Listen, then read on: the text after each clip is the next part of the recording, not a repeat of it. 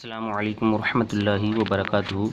میں محمد فاروق رضا اشرفی، president of اعلیٰ حضرت فاؤنڈیشن، آپ لوگوں سے گزارش کرتا ہوں کہ آپ لوگ ہماری فاؤنڈیشن کے لیے مالی تعاون کریں، مالی امداد کریں تاکہ ہم دینی کام کر سکیں، سنیت کا کام کر سکیں۔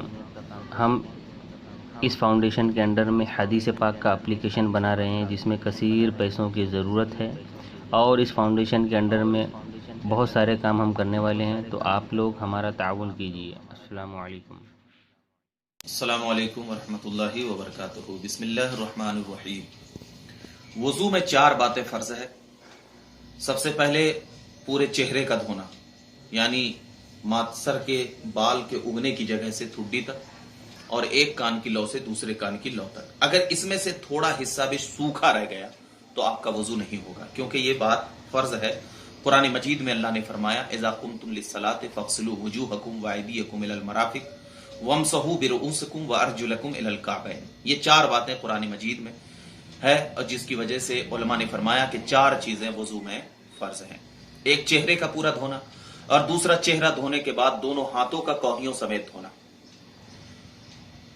دونوں ہاتھوں کا کونیوں سمیت دھونا یہ بھی فرض ہے، اور چوتھائی سر کا مسح کرنا امام اعظم کے نزدیک یہ بھی فرض ہے، اور چوتھی بات پیروں کا ٹخنوں سمیت دھونا، یعنی جو ٹخنے ہوتے ہیں اس کا گٹوں، دونوں پاؤں کا جو گٹے ہوتے ہیں، ٹخنے جس کو کہا جاتا ہے، اس کا دھونا۔ یہ 4 باتیں فرض ہے، اور یہ 4 باتوں کے علاوہ جتنے بھی وضو میں ذکر کی گئی ہے، 3 بار دھونا، آہستہ دھونا، بسم اللہ الرحمن الرحیم پڑھنا، یا تو وہ سنتیں ہیں یا تو وہ کیا ہے، مستحبات ہیں۔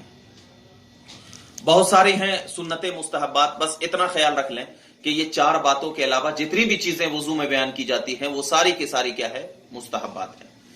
اب ایک چیز ذہن میں رکھیں کہ آج کل جو ہم وضو کرتے ہیں تو ہمارے ناخن وغیرہ بہت بڑے ہو جاتے ہیں، تو اس بات کا خیال رکھیں کہ ناخن کے اندر وغیرہ بھی کیا ہے، پانی جانا ضروری ہوگا، ورنہ کیا ہے، اگر ہاتھ کے حصوں میں سے کوئی بھی حصہ اگر آپ کا سوکھا رہ جائے گا تو آپ کا پھر وضو نہیں ہوگا۔ ان باتوں کو خیال رکھا جائے، یہ وضو کے فرائض ہیں۔ وضو کے مکروہات، یعنی کون سی چیزیں وضو میں مکروہ ہے، ناپسند ہے۔ تو پہلی چیز یہ ہے کہ عورت کے بچے ہوئے جو پانی ہوتے ہیں، یعنی عورت اگر غسل کرے یا وضو کرے تو اس کا جو پانی بچا ہوا ہوتا ہے اس پانی سے وضو کرنا، یہ کیا ہے، اس پانی سے وضو کرنا، یہ اس سے کیا ہے، وضو مکروہ ہو جاتا ہے۔ اور دوسری چیز یہ ہے کہ اگر ایسی جگہ پہ ہم وضو کر رہے ہیں جو جگہ کے ناپاک ہے تو ناپاک جگہ پر وضو کا پانی گرانا یہ بھی مکروہ ہے۔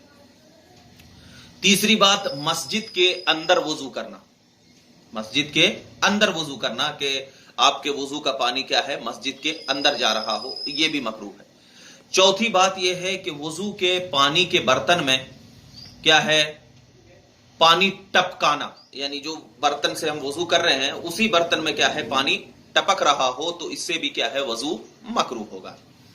اور 5ویں چیز یہ ہے کہ وضو جب ہم کر رہے ہیں تو وضو کرنے کے وقت ہم کلی یا کھکار وغیرہ قبلے کی طرف پھینکنا، قبلے کی طرف اگر کلی یا کھکار وغیرہ پھینک رہے ہیں تو یہ بھی وضو میں مکروہات میں سے آتا ہے۔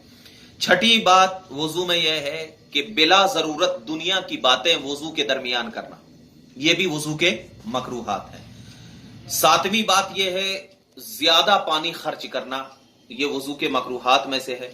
اور 8ویں چیز ہے اتنا کم پانی خرچ کرنا جس سے وضو کی سنت بھی ادا نہ ہو جائے۔ جیسے مثال کے طور پر کیا ایک ہی مرتبہ اگر ہم ہاتھ دھونے سے ہو جا رہا ہے تو سنت تو یہ ہے کہ 3 مرتبہ دھوئے، تو اگر ہم اتنا کم پانی خرچہ کر رہے ہیں کہ وضو کی سنت بھی ادا نہ ہو تو یہ بھی مکروہ ہے۔ 9ویں بات، ایک ہاتھ سے منہ دھونا، یعنی ایسے لے کر کے ایسا چہرہ دھونا ہے، یہ بھی کیا ہے، وضو کے مکروہات ہے۔ دونوں ہاتھ سے چہرہ دھونا یہ سنت ہے۔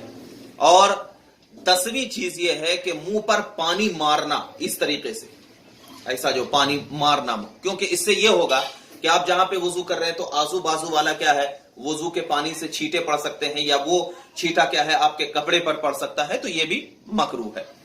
اور 11ویں چیزیں ہیں وضو کے مکروہات میں سے کہ وضو کے قطروں کو کپڑے یا مسجد میں ٹپکنے دینا، یعنی وضو ہم کر لیے ہیں تو وہ قطرے کیا ہے، مسجد میں ٹپک رہے ہوں، یا کپڑے کے اوپر ٹپک رہے ہوں تو یہ بھی وضو کے مکروہات ہے. اور 12ویں چیز یہ ہے کہ وضو میں جتنی سنتیں ہیں اس کو کیا ہے چھوڑ دینا، یہ بھی وضو کے مکروہات ہیں.